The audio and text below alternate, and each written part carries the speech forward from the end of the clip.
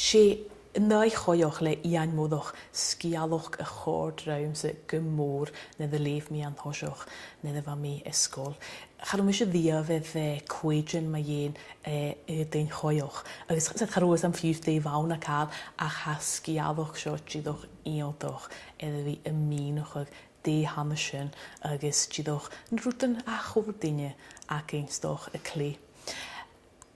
Syl y dyd nid y hosi is y sgialach a sio gyfel ag o fi gyma tolich gyda sgialach fa go fi iawn y hw gydwch gyfel ha fferra sio Chien a Canada yn y sian agos ha iddi fi effalaf jogdeis agos ha dyler as y chwad eith ffiwr agos y frahaf. Ach how norsyn y gewsach ych gymalwa nach al cwsyn chod toliche sef au smynioch y gyfad go fi. In hosioch nid y haach yn yr as, ha sy'n y ffain, saith ffys a rwydig yn dwlich. In hosioch fa grawn ys yn hyoloch, agos yn nis chaniel synawn idr. Agos ha yn ys ian y cainoch ych edrych sio, lag am garwn tyl fa nawch nor ac ys yn hyoloch am y nawch iad giag agos siad giag. Trwydd yn yw, siawn faidjan, siawn lesgoch agos siawn fawntroch. Co hyle gyn siolog a das cholwa. Agus nid a hafra haf doli y dol y chwnioch yn y sian farn y plene.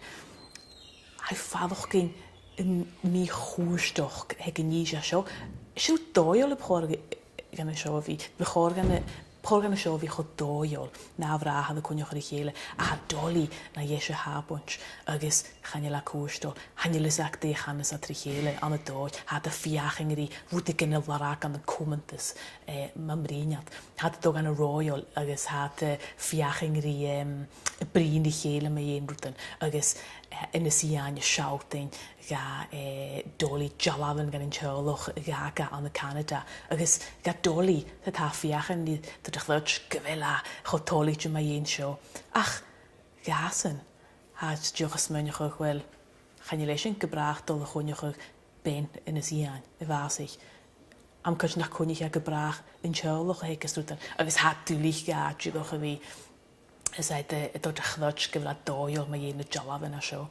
Agus rwyd fa gyma cwch cwch fa yn y sian cho prosiol y gysig a doli mae un gyda gys as y iau hyn gyda sy'n yn nana me hedd yn no.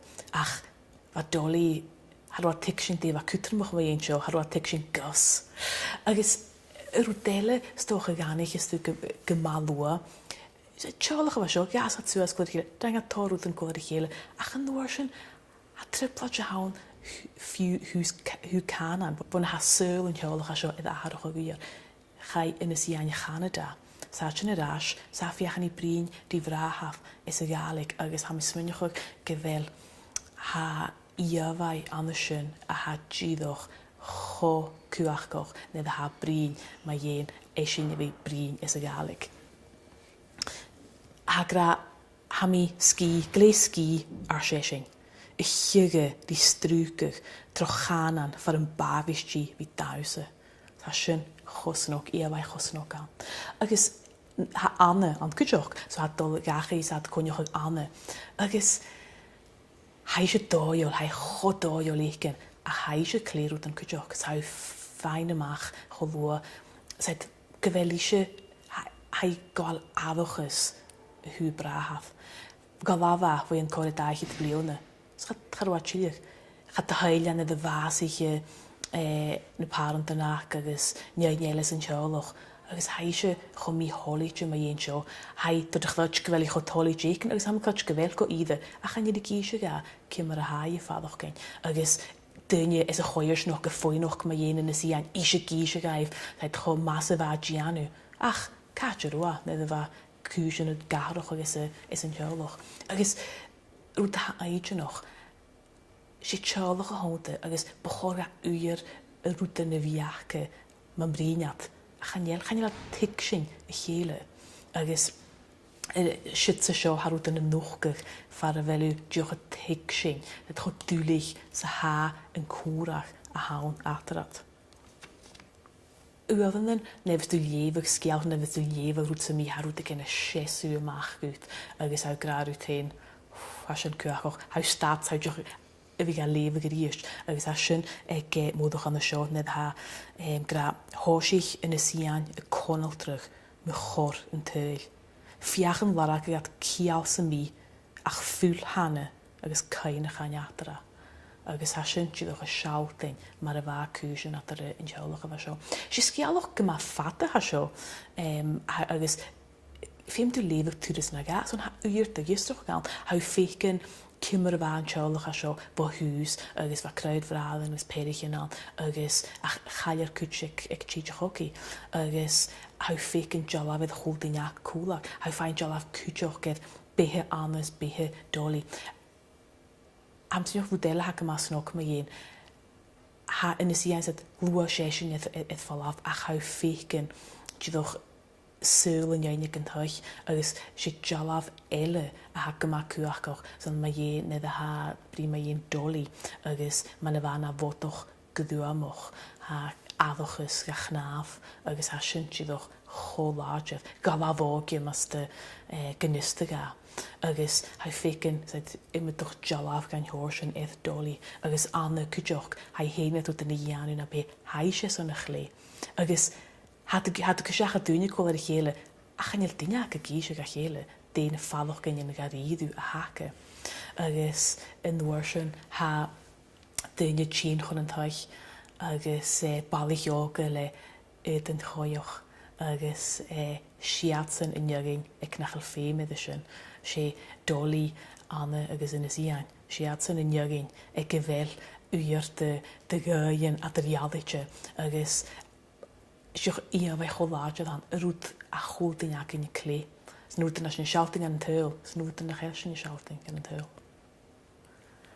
Is ingin rúta na háin trí is a scialach a seo mar an tór gan a scríbh ag íon módach si teoch na jalafhan na há díanú duine agus choláideh sa há na hiamhaid na há sin há clacha. Teoch is a scialach a seo haidúach a fécin adochas dúach agus míholachas a nócha a ríist sa ríist sa ríist.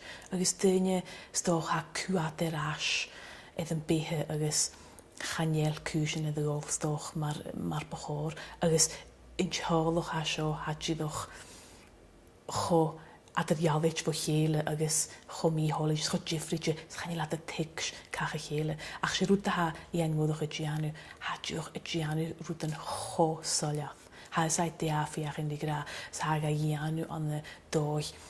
An dóich cho ferris de hiic sin ach dúch dóin choláide agus an cána na há clacha hadúch méfalach hadúch choskillol an na Giannu sin na íomhaid na a tugal. Sa orst statuúil na na rúta na há scríbeh. Nid há a sí cúlach agus an trúdach a sí cúlach agus ha mis muineach had fiachir út in larake ma bhríine sat is ha grakel an trúd a caiinechach a smúineachach agus a féhu in seir se fiscar a hán de chean daine agus ha sin díoch choláide agus ha rút in marsún a nócha a ríist sa ríist sa ríist agus dúch jalafhan íontoch if sul goine a realite agus an hanna characteran ha is ams cum a dhéon ha brí bhutan gan horsin. As scialach a seo cho brónoch. Ca ha láide go brónoch ag an náim agus ha ina síáin. Tá sin chotóid an dóich gin gal a Canada agus tá si rút dúliche sin tá tuad a d'irt ha bhéheh glúas a d'irt agus chan cála gan na comanta sin is leis an nnéine an thuich agus hanil an an héine dharachach a chana dúine agus tá dorach ha go má brónoch.